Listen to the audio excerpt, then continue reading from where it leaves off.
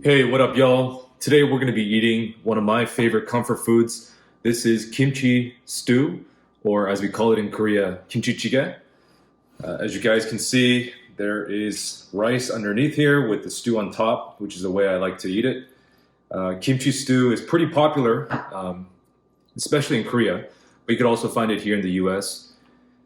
It's a pretty easy thing to make. All you really need is fermented kimchi. You can put in different types of protein like pork, beef, tuna, which is what I have in my case. I also use tofu. I just like that texture that goes on top of the kimchi. And then, of course, for garnishes, I like to put in some jalapenos, some green onions, and a few other seasonings. I think you can also put in a little bit of soybean oil, as well as red pepper paste, and some garlic. But yeah, it's pretty easy to make. It takes only a few, maybe 15 or 20 minutes to make. Also, I have here a plate of eggs, fried eggs, which I like to complement my kimchi찌개 for a little bit of that added protein. But this is a meal that I grew up with. You know, growing up, my parents would make this along with a lot of different other types of stews. So let's go ahead and get into it. Let me go in for a bite here.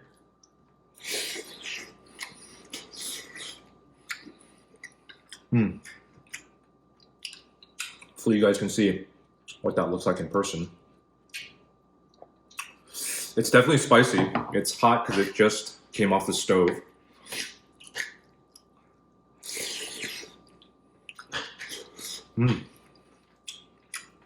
This type of meal is perfect when it's cold outside, especially during the winter or fall. It's so comforting.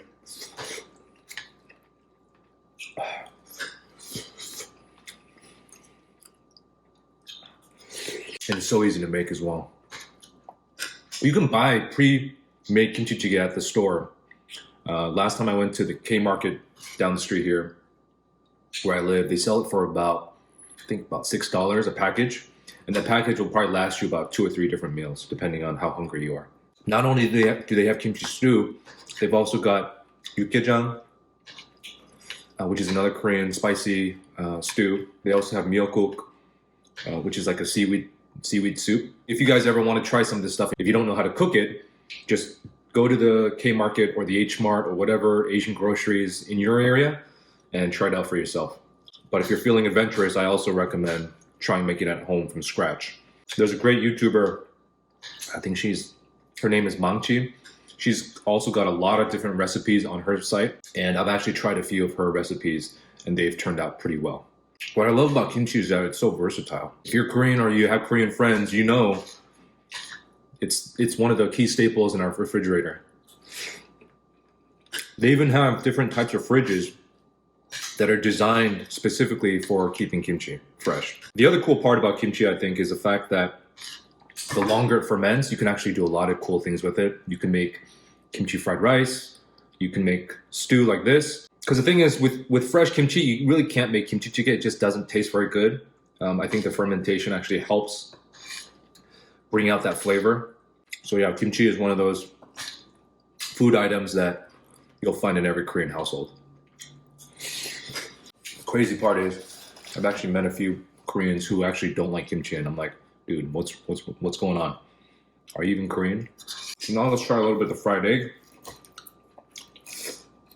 You don't really need to explain too much here. Fried egg is fried egg. Easy to make, great source of protein.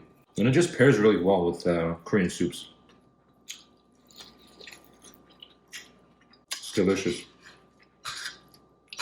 I'm already starting to sweat a little bit, if you guys can see. It's a little bit spicy, but not too bad. I think it's also from the jalapenos. Gives it a little bit of that extra kick.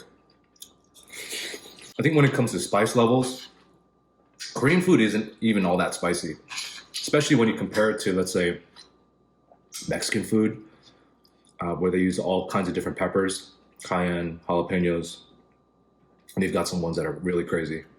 Or even compared to like Indian food, or even Thai food. I remember one time I went to the Thai restaurant and I was feeling adventurous, and I asked for their Thai hot, and after one bite, I was hiccuping all over the place, couldn't even see straight because I was sweating so much. So Korean food, the spectrum of spice, does not compare to some of these other cuisines.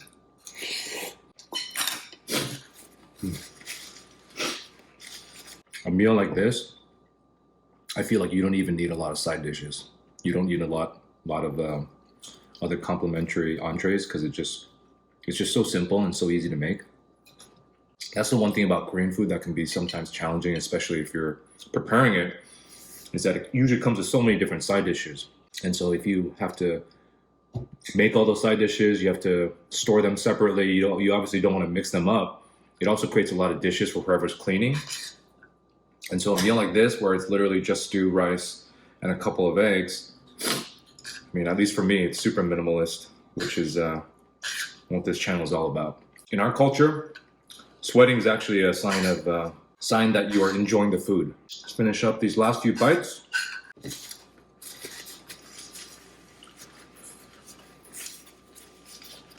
Yeah, these peppers are definitely spicy.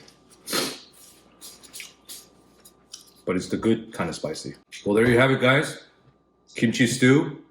Hopefully you guys enjoyed this video. Let me know if there's any other items that you guys want me to eat from the Korean cuisine, and I'll definitely add it to the list.